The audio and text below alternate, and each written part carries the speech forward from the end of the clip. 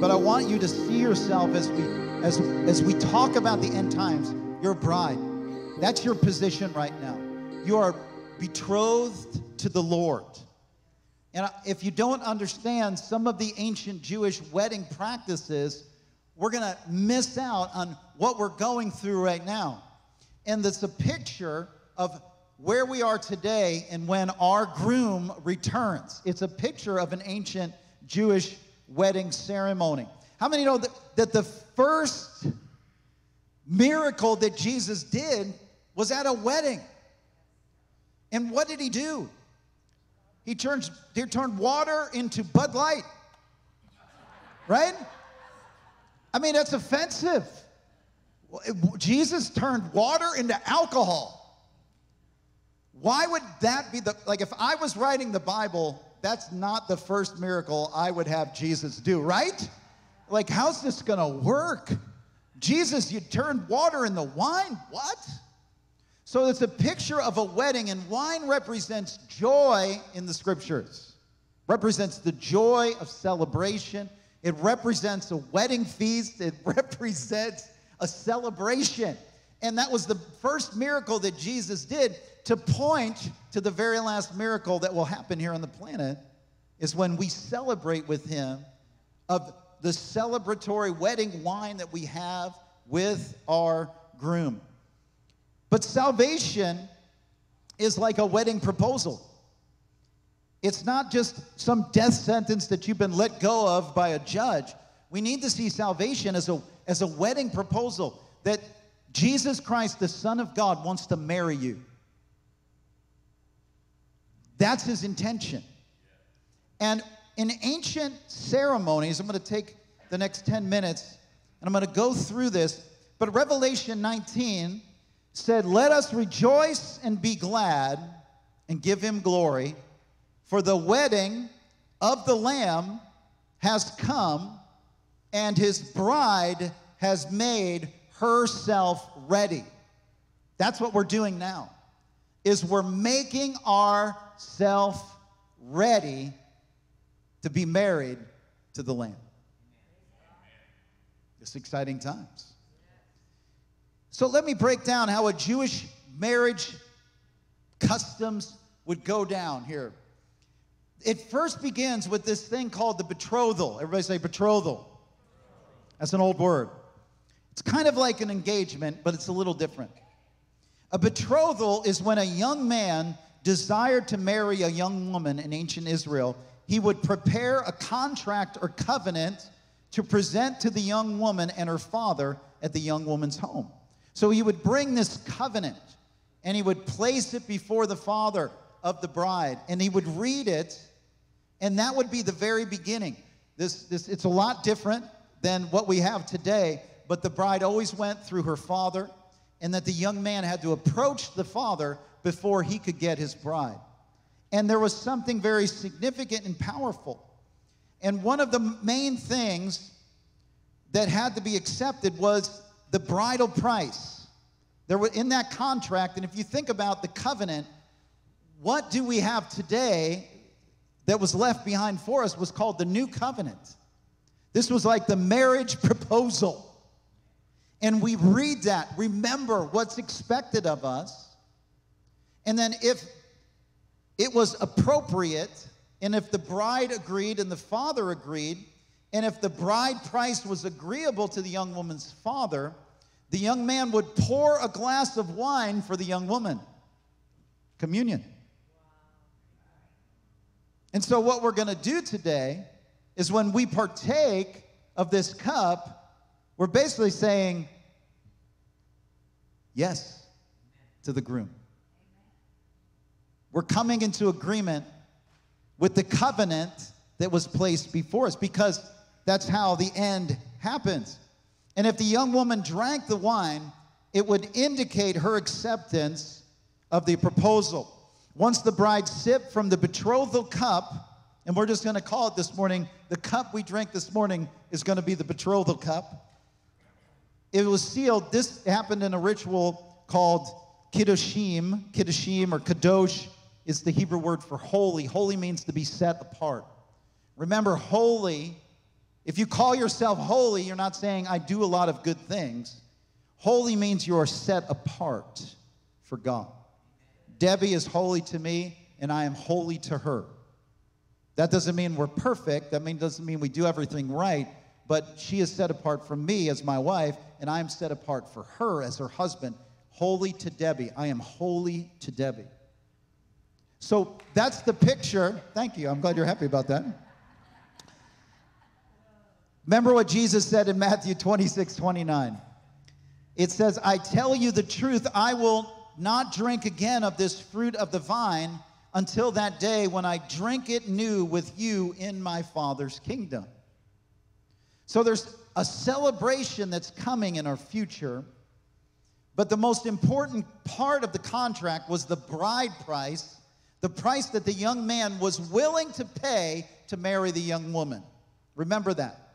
There was a bridal price that would be laid down when the covenant was laid down. If this is accepted, what will the bridal price be? Now, sometimes I've shown here, I love to show this picture of the 10-cow wife. Have you ever heard of the 10-cow wife before? If you haven't, look it up on YouTube, 10-cow wife.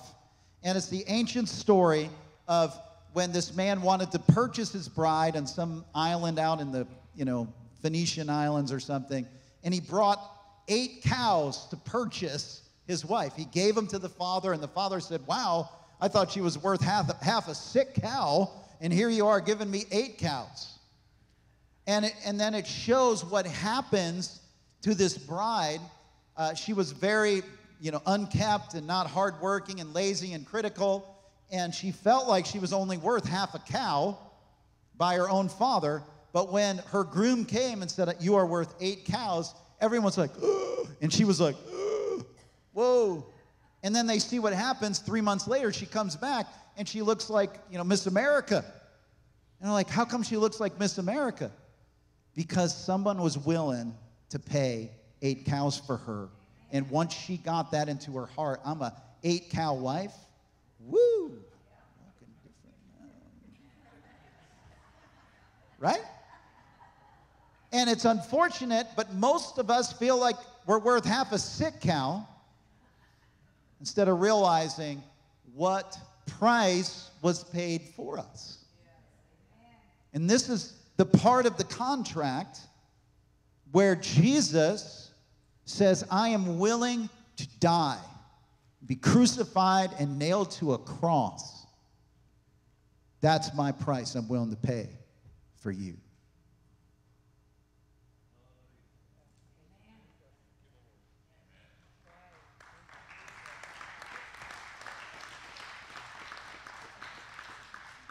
1 Corinthians 6:20 says, for you were bought with a price.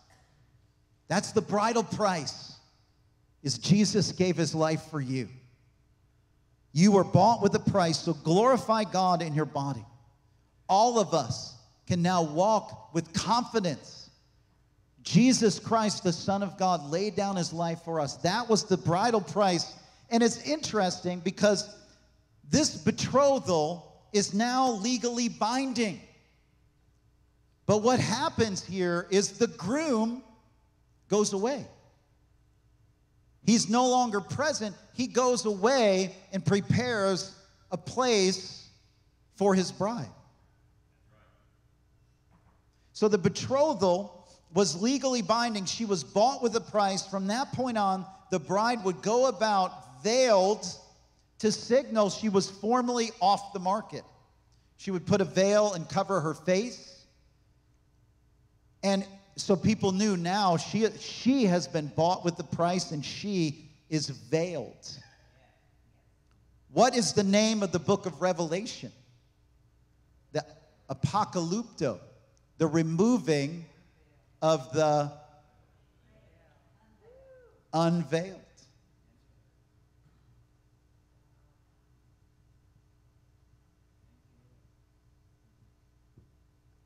Apocalypse is not the end time destruction of mankind. Apo means to lift, and kalypto means to veil, hide, or cover. So Revelation, the book of Revelation, is defined as the lifting of the veil or the unveiling. So here you and I are today looking at this bridal covenant contract that was made. We now are veiled, but one day we will be unveiled. Last book of Revelation. We will be unveiled. Oftentimes, what the groom does at this point, the price is agreed to and the price is paid, but the groom also bestows gifts upon this bride to say, hey, look how much wealth you're going to be walking in. And what do we find? That Jesus himself, he gave us the gifts of the Spirit, but we see in 1 Corinthians 12:1, now about the gifts of the Spirit, brothers and sisters, I do not want you to be uninformed. There are gifts that he wants his bride to manifest here on this planet. Gifts of healing, gifts of power, doing the same works that Jesus did. That's some of the gifts we get when the contract is made. We are in the betrothal period now, you and I. And our groom has gone away, but he's coming back. And this is the picture we have. We see the gifts in Genesis 24 when Abraham's servant went out and discovered the bride for his son Isaac. It says, then the servant brought out gold and silver jewelry and articles of clothing and gave them to Rebekah. He also gave costly gifts to her brothers and the mother. So this is common, where there are gifts that are bestowed to this bridal contract, but even though it's not completely fulfilled. The bride has to live her life from that time forward like a married woman. We have to remain pure. We have to remain ready. We have to be prepared because our groom has gone away. And most people believe when the Father approves, there's a picture here that the groom then goes away and he's adding on to his father's tent or his father's house so that he can bring his bride back to be with her.